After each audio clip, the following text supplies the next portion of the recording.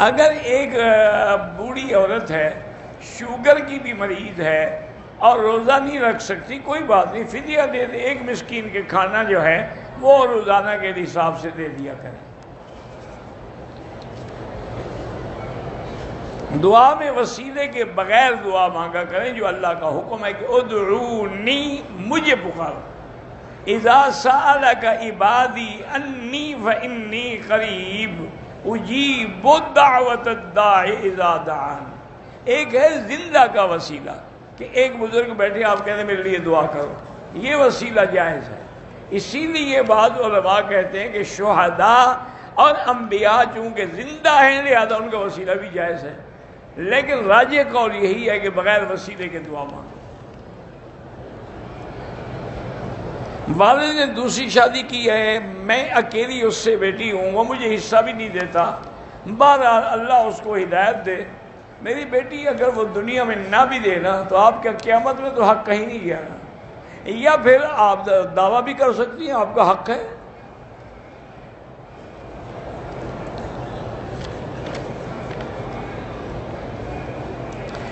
عمرے والے کو حاجی کہنا درست نہیں ہے۔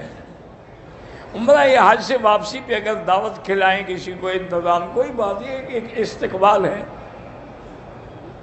ایک قطرہ پر گلاس زمزم میں پانی میں ملا دیں، وہ پانی ہی رہے گا، زمزم نہیں بنے گا۔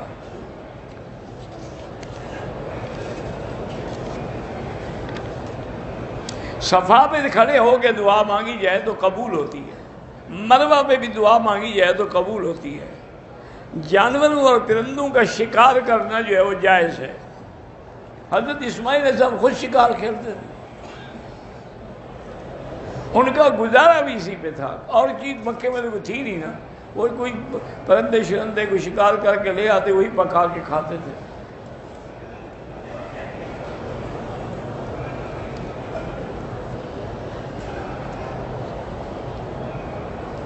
پیشاب یا کپڑے ناپاک ہوتے ہیں، اس کو معجون سپاری پتہ نہیں کیا ہے، دماغ کے لیے خمیرہ گازبان امبری دیں، اور پتہ نہیں کہتے کہ بیج کس کے ہرمل کے، بہرحال حکیم صاحب آپ نسخے کو اخبار میں دے دیں تاکہ سب لوگ فائدہ اٹھائیں۔ اکرمہ نام ہے، ابو جہل کے بیٹے کا نام حضرت اکرمہ ہے، لیکن باپ جتنا بڑا کافر تھا بیٹا اتنا بڑا مجاہد اسلام تھا، بطر من بطر الاسلام۔ چینی کی بوری کی نقد قیمت جو ہے 2000، مجھے 3000 میں 6 ماہ ادھار پر دی ہے، یہ جائز ہے، لیکن بہتر ہے کہ یہ بھی نہ کیا کرو۔ یہ سارے مسائل ہیں میرا بھائی، جب کسی کو فائدہ دینا ہو تو چینی مہنگی کر دیتے ہیں یا سستی کر دیتے ہیں تاکہ وہ خرید کر کے جب سٹاک کر لے اب مہنگی کر دیں گے۔ یہ ساری گیم ہے غریبوں کو تباہ کرنے کے لیے۔ بہتر یہی ہے کہ غریب ایسی چیزیں کھانا ہی چھوڑ دیں۔ بھئی چینی نہ کھاؤ تو بندہ مر تو نہیں جائے گا، اور چینی نہ کھانے سے تمہاری صحت کو فائدہ ہوگا، نقصان تو نہیں ہوگا۔ یہ چینی میں کیمیکل ہے، اسی سے تو ساری شوگر پیدا ہوتی ہے۔ اس کے بجائے گڑ کھا لیا کرو، لیکن وہ گڑ جو کیمیکل سے نہ بنا ہو۔ ایک دن پتہ نہیں میں شاید درس میں کہہ بیٹھا، اللہ میرے ان سب دوستوں کو جزائے خیر دے، اتنا گڑ انہوں نے بھیجا ہے، ہر طرف سے گڑ کے پیکٹ آ رہے ہیں۔ اب میں نے اس کا حل سوچا کہ واپس کروں تو گناہ ہوگا، تو میں بھی الحمدللہ یہی کرتا ہوں، جیسے آتا ہے دوسرے کو دے دوں، جیسے آیا کسی اور کے گھر بھجوا دیا، چلو بھی لوگ تو فائدہ اٹھائیں۔ تو اس لیے اب یہ بھی ضروری نہیں ہے نا۔ میری بیوی میرے بھتیجے سے حیا اور بدکاریاں فون پہ باتیں کرتی ہے، جسمانی تعلقات نہیں ہیں۔ جسمانی تعلقات نہ بھی ہوں تو کسی سے باتیں کیوں کرے؟ آپ سمجھائیں، ورنہ ایسی عورت کو چھوڑ دیں۔ کھانسی اور بخار کے لیے جو ڈاکٹر سیرپ دیتے ہیں اس میں الکحل کی آمیزش ہوتی ہے، تو کوئی دوا کے طور پر تو استعمال جائز ہے۔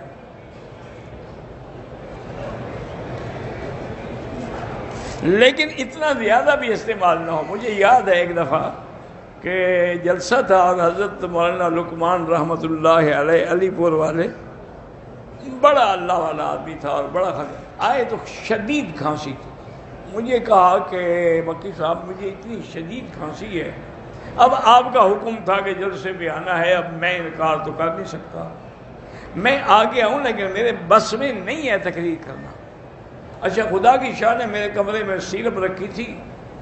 اس زمانے میں ایک سیرپ آتی تھی کوڈین کے نام سے، کوڈین خود نشے والی چیز ہے. تو میں نے ان کو دی، میں نے کہا مولوی صاحب اس سے ایک چائے والا چمچہ جو ہے نا وہ بھر کے پی لو، پھر رات کو ایک اتنا چمچہ پھر پی لینا. انہوں نے کہا ٹھیک ہے.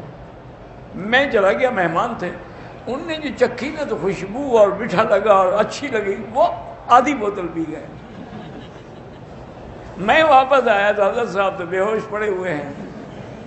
میں نے خیر نہیں جگایا، اپنی شاہ میں بھی نہیں جگایا، پھر لیٹ جگایا. جب ان کی تقریر کا وقت آیا بڑی مشکل سے اٹھا، کہنے کا مکی صاحب وہ ایک حل ہے، میری کرسی کے پیچھے ایک بندہ بٹھائیں جو مجھے چونٹی مارتا رہے، ورنہ مجھے تو نیند آ جائے گی، میں کیا تقریر کروں گا. تو اتنا بھی نہ پیا کریں. میرے کہنے کا مقصد یہ ہے، دیکھو نا زیادہ لسی بھی پی لو تو نشہ ہو جاتا ہے، حالانکہ لسی میں بھی نشہ ہے.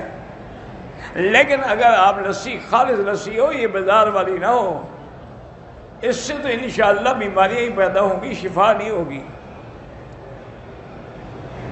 میں سنی ہوں، شیعہ لڑکی سے نکاح کر سکتا ہوں. سنی لڑکیاں سب مر گئی ہیں کہ تم شیعہ سے کرنا چاہتے ہو.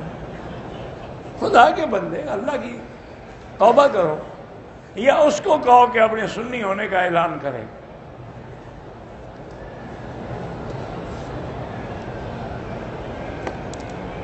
حیض کی حالت میں بی بی عائشہ نے طواف، لا حول ولا قوت الا باللہ، حیض کی وجہ سے تو انہوں نے عمرہ نہ کیا جو آپ کو حج کے بعد کرنا پڑا، تو طواف کیسے کیا؟ نہ سمجھتے ہیں نہ سنتے ہیں، بس کہتے حدیث پڑھ لی ہے ہم نے. حضور کا نام آئے انگوٹھے چومنا بدعت ہے. میں نے عمرہ کیا، غلطی سے احرام اتار کے شمال قمیض پہنا، پھر مڈوائے بال، 6-7 گھنٹے کے بعد دم پڑ گئی. ہر طواف کے بعد 2 رکعت واجب ہے. میری والدہ کے ہاتھ سن ہو جاتے ہیں، اللہ شفا عطا فرمائے، وہی فاتحہ پڑھ کے پلائیں. نماز جنازہ میں سلام پھیرا جاتا ہے، ٹھیک ہے آپ ہاتھ باندھ کے کھڑے، جب سلام ہو جائے پھر ہاتھ چھوڑیں گے.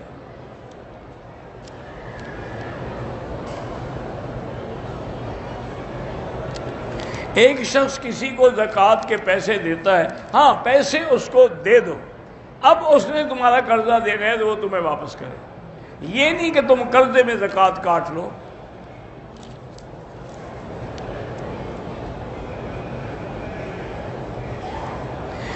صفا مروہ کرتے وقت تیسرے چکر میں بھول کے میں نے کسی کے تھوڑے سے بال کاٹ دیے، بس آپ نے گناہ کیا ہے تو استغفار بھی پڑھیں اور 10-15 ریال خیرات بھی کریں.